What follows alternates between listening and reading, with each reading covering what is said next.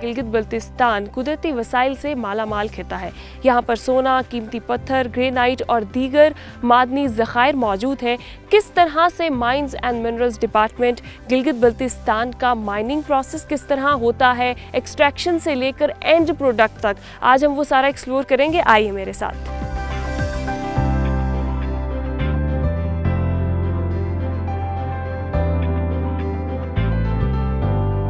Tunnel mining जो होती है उसमें लो कॉस्ट लो प्रॉफिट है। बाकी जो रेल कटिंग है इसमें हाई कॉस्ट और हाई प्रॉफिट है।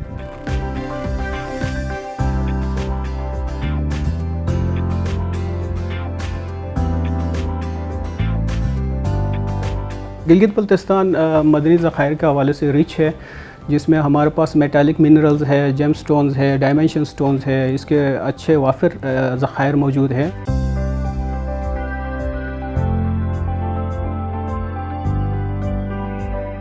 अस्सलामुअलैकुम, welcome to your show zoom in with your host Rameen Mahmood. नाज़रीन, हम तमाम लोग जानते हैं कि गिलगित बल्तिस्तान कुदरती वसाइल से माला माल खिता है।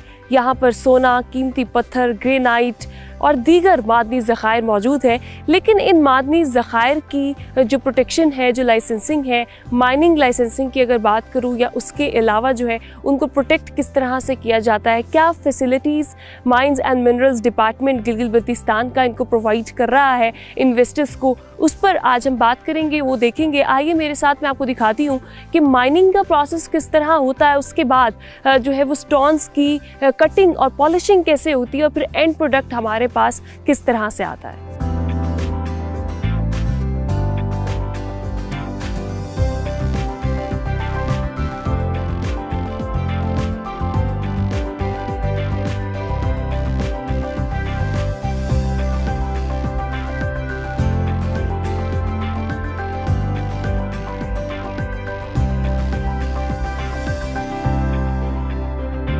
किस तरह से mines and minerals department protection में, लाइसेंसिंग में किस तरह जो है माइंस एंड मिनरल्स की अगर मैं स्पेसिफिकली बात करूं तो उनकी प्रोटेक्शन और लाइसेंसिंग में अहम किरदार अदा कर रहा है। आज हम उसको देख रहे हैं। मैं इस वक्त जो है directorate of mines and minerals का जो ऑफिस है वहाँ पर मौजूद हूँ। मुझे भी ज्वाइन किया है मिस्टर अहमद खान ने। अस्सलाम वालेकुम, welcome to discover Pakistan TV. कैसे हैं आप? वालेकुम सलाम, it's pleasure to having you.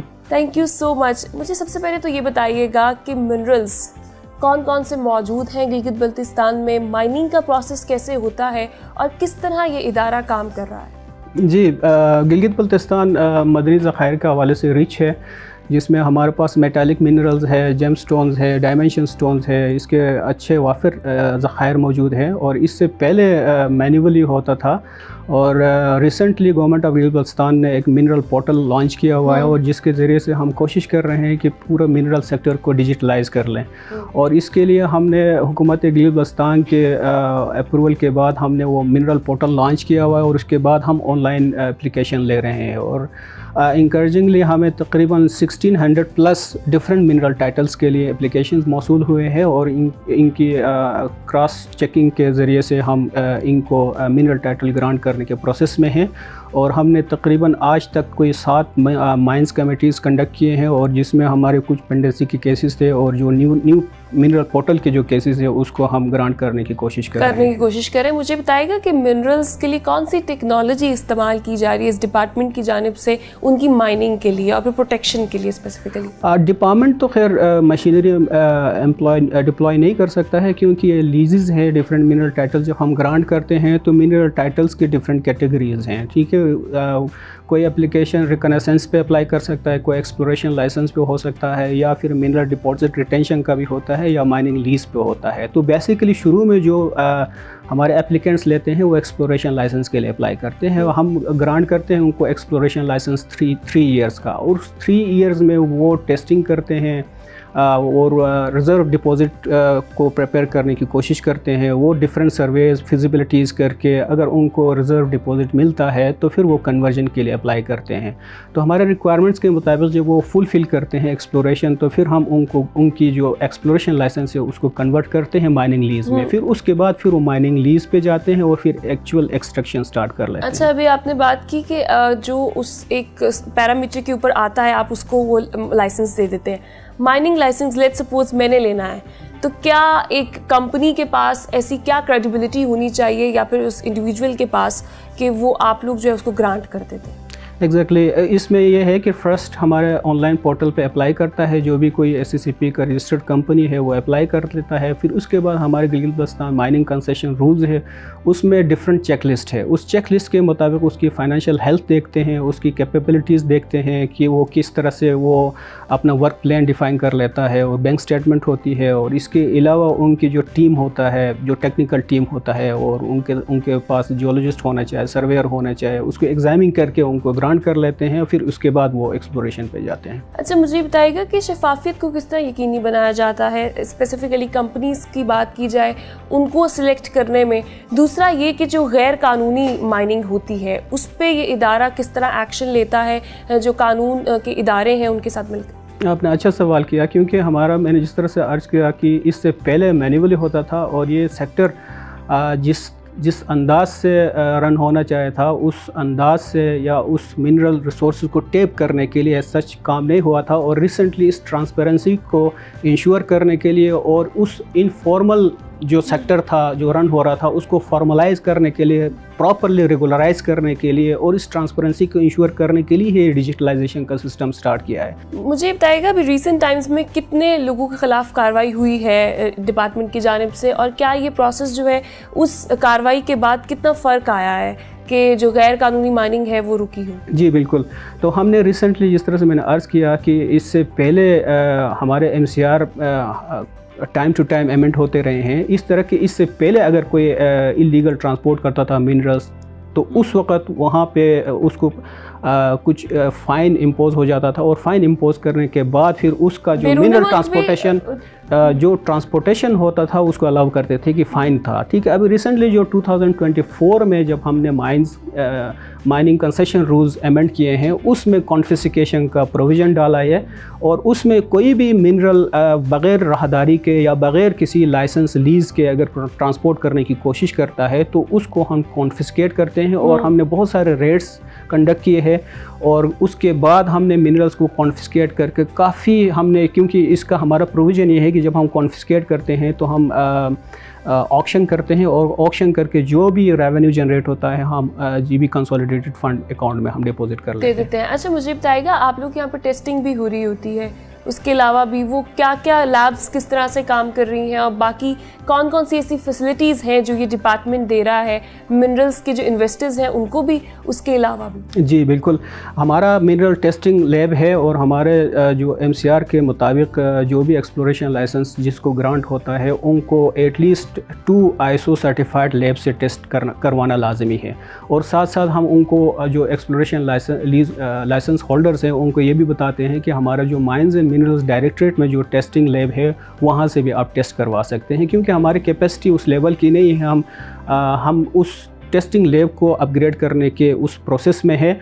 और साथ साथ हम इट्स ए गुड न्यूज़ कि प्राइम मिनिस्टर के अप्रूवल से हमें EDF का एक प्रोजेक्ट मिला है, जिसके ज़रिए से हमारे जो ख़ास कर जो पोटेंशियल एरियाज़ हैं हम गिलगित-बल्तिस्तान में ना, जेम स्टोन्स के हवाले से, तो हमारे यहाँ के लोकल कम्युनिटी जेम स्टोन्स की इनफॉर्मली एक्सट्रैक्ट करके और उनको साइंटिफिक तरीके से कटिंग, पॉलिशिंग या एक्रेडिशन का प्रोसेस नहीं था।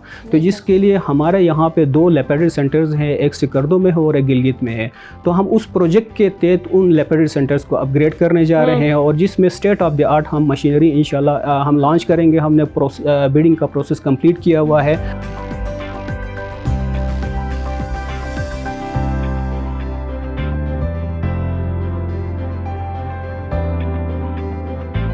इस वक्त मैं लेपेडरी सेंटर में मौजूद हूँ। इस सेंटर को फैसिलिटेशन सेंटर भी कहते हैं। यहाँ पर गिलगित-बल्तिस्तान के जो जेम स्टोन्स हैं उनकी फिसिटिंग और कार्विंग की जाती है। एक रॉ फॉर्म में जब कोई स्टोन मौजूद होता है, पहले यूजुअली इस तरह होता था, अब उसकी एक्सपोर्ट वैल्यू को बढ़ाने के लिए उसकी ब्यूटी को एनहांस किया जाता है। ना सिर्फ ये, बल्कि यहाँ पर स्टूडेंट्स को पढ़ाया भी जाता है जेम स्टोन की हिस्ट्री के बारे में, एक स्पेसिफिक स्टोन उस कितना जो है वो प्रीशियस है, उसकी हिस्ट्री क्या है, और सारा यहाँ पर जो है स्टूडेंट्स को पढ़ाने के साथ साथ ट्रेनिंग भी दी जा रही होती है।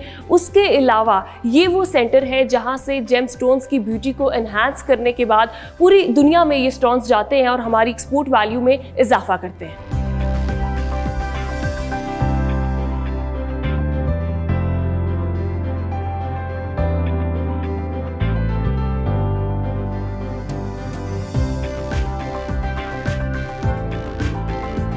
हम इस वक्त मिनरल टेस्टिंग लैब में मौजूद हैं। XRF मशीन इसको कहते हैं। एक स्टोन को पाउडर फॉर्म में करने के बाद वो जो पाउडर है वो इसमें डाला जाता है और डिटेक्ट करने के लिए कि उसमें कितना मेटल, कौन सी परसेंटेज किस मेटल की ज़्यादा है। फिर उसके बाद इसका फ़ायदा क्या होता है? बेसिकली इसका फ़ायदा ये होता है कि जो इन्वेस्टर है उसको बताने में आसानी होती है कि स्पेसिफिकली जो स्टोन जहाँ पर वो अपनी इन्वेस्टमेंट करने जा रहा है जिस माउंटेन में या जिस चीज़ के अंदर, तो उसको वहाँ पर मेटल में सिल्वर मिलेगा, गोल्ड मिलेगा, कॉपर मिलेगा, प्लैटिनम मिलेंगे या फिर जो है वो दीगर मेटल्स मिलेंगे।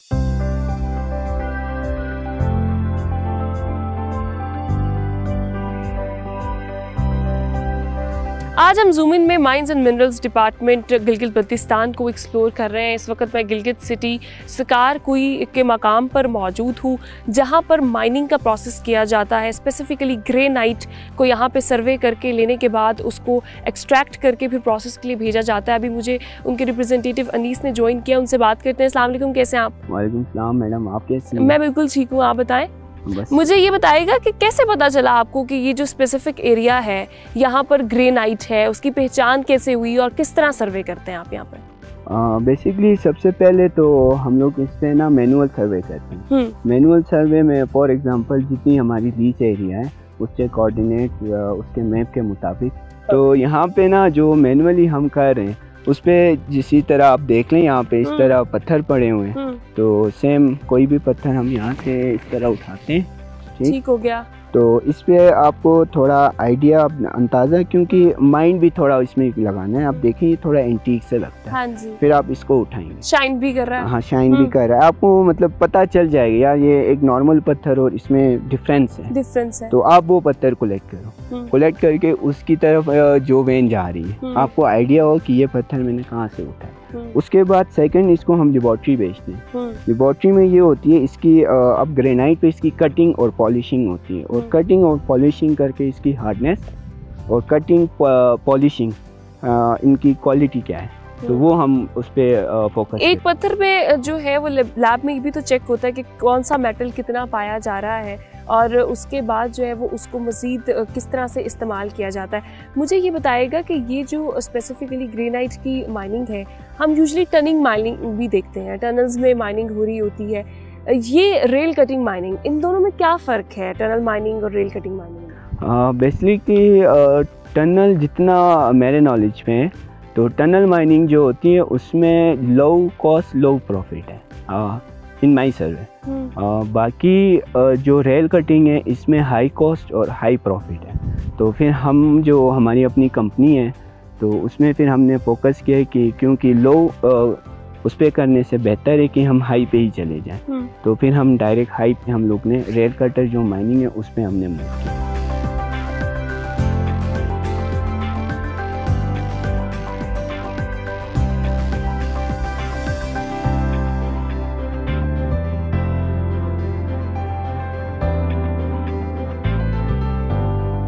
अभी हम जिस ट्रैक से होके आए बड़ा मुश्किल ट्रैक है, अनीस मेरे साथ है। ऊपर हमने आपको दिखाया कि एक पत्थर की पहचान करने के बाद मैनुअली सर्वे करने के बाद उसको लैब में भेजा जाता है।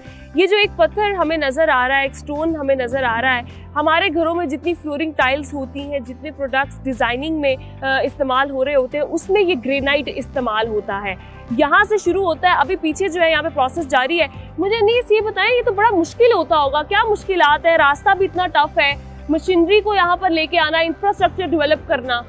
तो मुश्किलात तो बहुत सारी है इसमें, बहुत से लोगों की हद तक समझो कि जाने भी गई हैं, तो लेकिन फिर भी हम लोग ने कोशिश नहीं आ रही, हमने हिम्मत नहीं आ रही, जा के अभी हम एक पॉइंट पे पहुँचे हैं जहाँ पे हमारी प्रोडक्शन स्टार्ट हो रही है। मुश्किलात में अभी सेंटर रोड में जाके मशीन ख़राब होती है, फिर रातों रात इधर देखिए ये आप साइड पे देख रही हैं छोटा सा कैंप बना हुआ है, तो वहाँ बैठ के रात को हम नीचे से आते हैं। जो भी ऑपरेटर मशीन ख़राब होती तो वो रातों रात काम होता है। कभी कभी ऐसा टाइम होता है कि 3-4 बजे तक रात तक काम होता है। तो फिर उन सब चीज़ों को हम क्योंकि हमारी प्रॉपर कंपनी है तो इससे हम प्रॉपर सेटअप के साथ हम ये सारी चीज़ें हम कर रहे हैं। अच्छा, मुझे ये बताइएगा यहाँ का जो प्रोसेस है यहाँ पे क्या प्रोसेस हो रहा होता है मशीन्स के थ्रू? ऊपर भी मैं देख रही हूँ और नीचे भी चल रहा है। इस पे ना अभी ये आप देख रहे हैं हम बेंच बना रहे हैं, जो रेल कटर है उसके लिए नीचे पूरा स्टोन होना लाजमी है, तो उसके लिए हम ये सब सफाई कर रहे हैं। अब तो सफाई के दौरान हमें प्रोडक्ट भी मिल रहे हैं, या आप देखो कि थोड़ा देख भी सकती हैं। ये प्रोडक्ट के साथ साथ इनको हम आगे सेल भी कर। ये फाइनल प्रोडक्ट है, इसको फिर आप आगे भिजवाते हैं, फिर कटिंग होती है, पॉलिशिंग होती है और फिर फाइनल प्रोडक्ट हमारे पास आता है।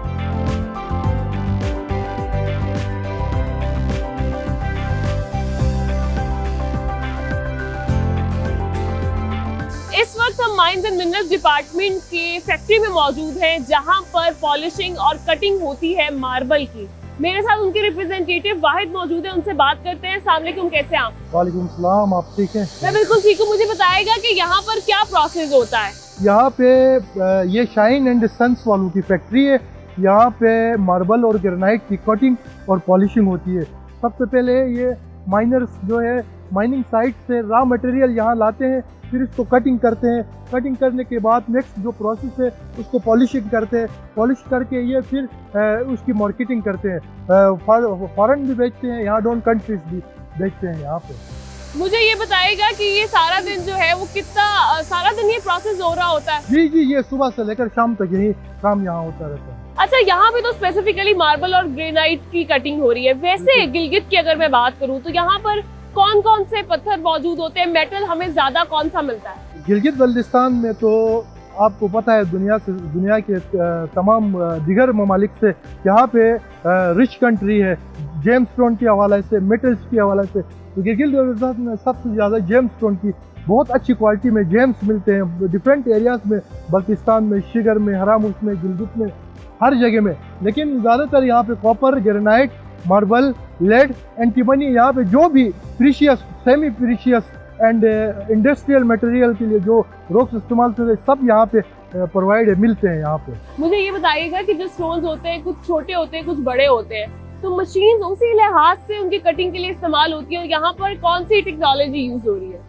यहाँ पे बेसिकली स्टोन तो आप जो माइनर्स जो है माइनिंग साइट से ले आते हैं बॉर्डर की शक्ल में, जैसे कि आप देख रहे हैं यहाँ पे बड़े बड़े बॉर्डर पड़े हुए हैं। फिर ये जो फैक्ट्री में लाके दूसरे जो कस्टमर है उनके डिमांड के मुताबिक वो कटिंग करते हैं मुख्तलिफ साइज़ में। जो साइज़ आगे कस्टमर को चाहिए होता है उस सिस्टम में ये काटते हैं डिफरेंट साइज़ में। बस ये टाइल की शक्ल में या स्लैब बनाते हैं, किचन वगैरह के लिए इस्तेमाल होते हैं, या टाइल वगैरह जो मकानात पे लगाते हैं उनके लिए इस्तेमाल होते हैं। ये उनके डिमांड पे होता है। अच्छा, यहाँ पे कितनी किस्म की मशीन जो है वो इस्तेमाल हो रही है? यहाँ पे आप पीछे देख रहे हैं डिफरेंट टाइप की मशीनरी लगी हुई है जो मार्बल और ग्रेनाइट को डिफरेंट साइज में कटिंग करते हैं। असल में जो कस्टमर जो आगे से इन्वेस्टर होता है जो बता देता है कि हमें इनकी डिमांड के मुताबिक कटिंग होती है। बस किचन के साइज में स्लैब बनते हैं, बस ये जो मकानात में लगते हैं हाउसिंग में जो टाइल्स वगैरह वो भी होते हैं। असल में जो आगे से कस्टमर जो डिमांड करेगा उस हिसाब से यहाँ से काट के फिर उसको पॉलिश करके उनको बेचते हैं।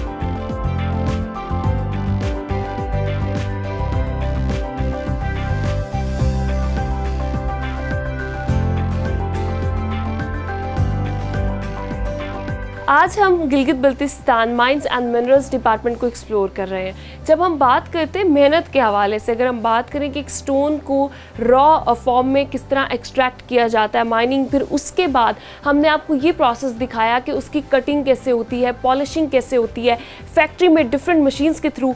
अभी इस वक्त मैं मार्केट में मौजूद हूँ जहाँ पे फाइनल प्रोडक्ट हमारे पास होता है और वहाँ से कस्टमर्स आते हैं और वो आकर लेकर जाते हैं। ये ब्लोर पत्थर है, इसकी ये रॉ फॉर्म है, आप देख सकते हैं, और इसका final product I am amazed to see, इतना खूबसूरत है ये। अगर मैं आपको दिखा सकूं तो इतनी खूबसूरती के साथ जो है ये इतना प्यारा लग रहा है, लेकिन इसके पीछे जो पूरी मेहनत है एक टीम की वो हमने आपको दिखाई कि कितना मुश्किल होता है एक्सट्रैक्ट करना, उसको रिफाइन करना और फिर रिफाइंड फॉर्म में हमारे पास आ जाता है।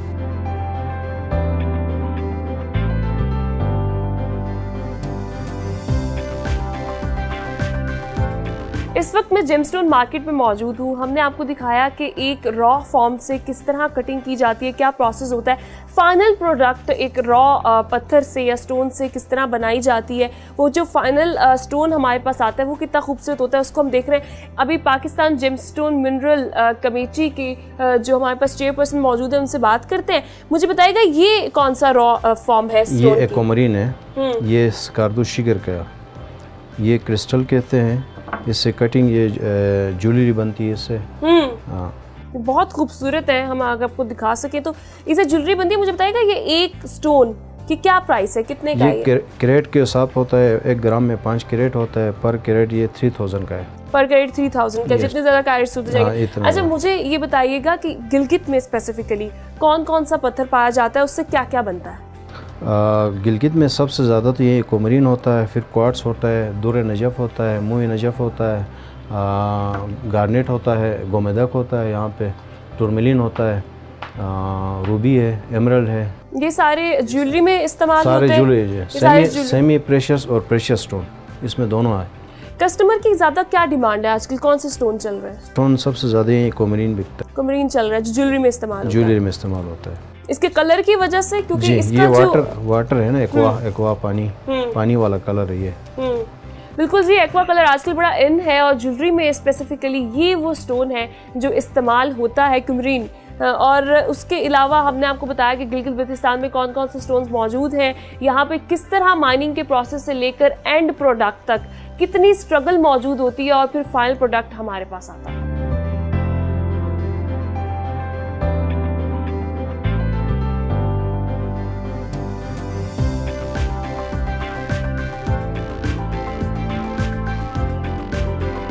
Directorate of mines and minerals की जानिब से जब हम फैसिलिटीज़ की बात करते हैं तो जेम्स एंड स्टोन्स एक ऐसी मार्केट है जिसको इस्टेब्लिश करने का एजाज़ भी इनको हासिल है। इन्होंने पूरी मार्केट इस्टेब्लिश की है। हमने आपको दिखाया कि एक स्टोन जो कि रॉ फॉर्म में होता है, उसकी एक्सट्रैक्शन, फिर उसके बाद प्रोसेस, कटिंग, पॉलिशिंग और उसके बाद जब वो प्रोडक्ट बनता है। स्पेसिफिकली बात करूँ भी, यहाँ पे मुझे ज्वेलरी नज़र आ रही है, ख्वातीन बड़ी कॉन्शियस होती हैं, तो बड़े खूबसूरत जो स्टोन्स हैं वो इनमें लगे हुए हैं और उनकी खूबसूरती में मज़ीद इजाफा भी कर रहे हैं। तो ये सारी जो इस्टेब्लिश करके देना, फैसिलिटीज़ देना यहाँ के लोगों के लिए, गिलगित बल्तिस्तान के जो मिनरल्स हैं उनकी प्रोटेक्शन, उनको फिर उसके अलावा जो लाइसेंसिंग है, ये जो सारा काम ये डिपार्टमेंट कर रहा है उसको बड़े अच्छे तरीके से इन्होंने सारा कुछ मेनटेन किया हुआ है। इसी के साथ मैं प्रोग्राम का इख्तिताम करती हूँ। अपना बहुत ख्याल रखिएगा। अपनी मेज़बान रामीन महमूद को प्रोग्राम ज़ूम इन से दीजिए इजाज़त। अल्लाह निगहबान।